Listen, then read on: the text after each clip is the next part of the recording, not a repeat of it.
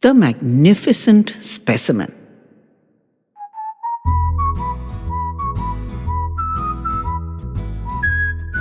He loped down the stairs, pushed through the front door, and stepped out onto the chilly pavement. It was invigorating against his freshly shaved and bathed face. His mind was eagerly racing ahead to work as he strode down the road, his hair fluttering a little and his coat rippling out behind him. He was young and fit and brimful of energy, and he had no idea what a magnificent specimen of youth and vigor he presented. His long, athletic strides carried him swiftly down the street and over the crossings towards his workplace. His thoughts were there already, and his movements, confident and assured, were really on autopilot. But the continuum of his thoughts was momentarily snapped. He barreled forward without breaking a stride, but his brow wrinkled, and his dark eyes became sharp and doubtful at the same time. Something had intruded into his awareness. Something had rung a bell. What was it? Matching action to thought, he turned on his heel with grace and fluidity and retraced his steps. His eyes scanned the streets. What had alerted him? It came to him before he even reached the spot. The old man. The fixture, that's what he called him at any rate. He hadn't been at his usual spot. They had a casual acquaintance.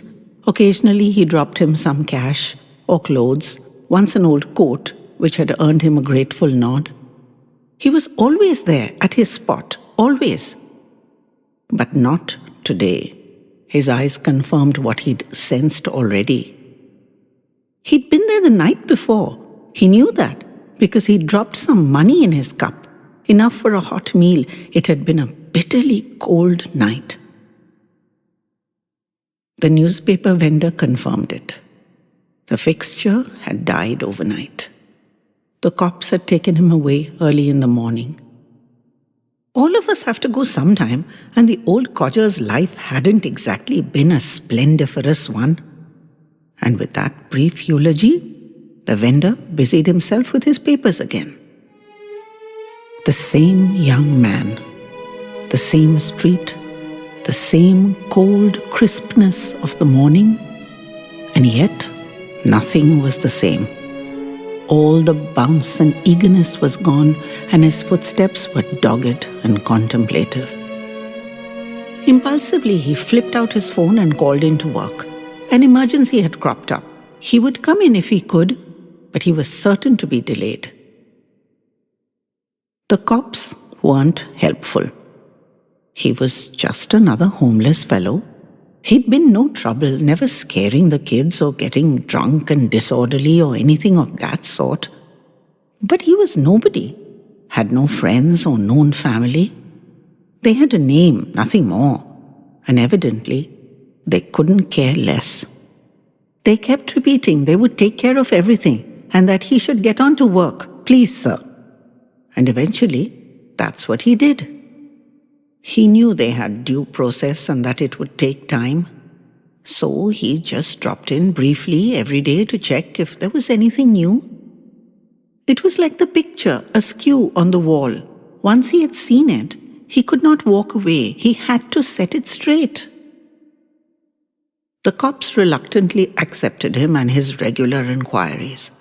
After dozens of daily drop-ins at the police station, one day they told him that the funeral would be the next morning at 7:30.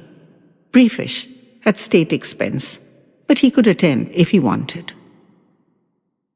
He put up a sign at the fixture's old spot. It gave the details for the next day. He didn't really hold out much hope, but just in case. He'd been at that spot forever after all. Surely many would remember him.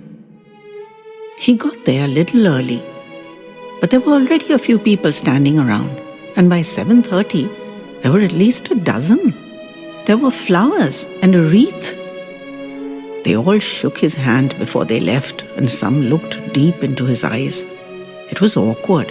It wasn't as if he'd known the fixture personally, but he was glad they'd come. No one's departure should be so unheralded and unmourned. He made it a point to thank the cops and was amongst the last to leave himself. At last, he felt satisfied and he strode out onto the street, contentedly making his way to work. His hair fluttered a little and his coat rippled out behind him. He was young and fit and brimful of energy, and he had no idea what a magnificent specimen he truly was.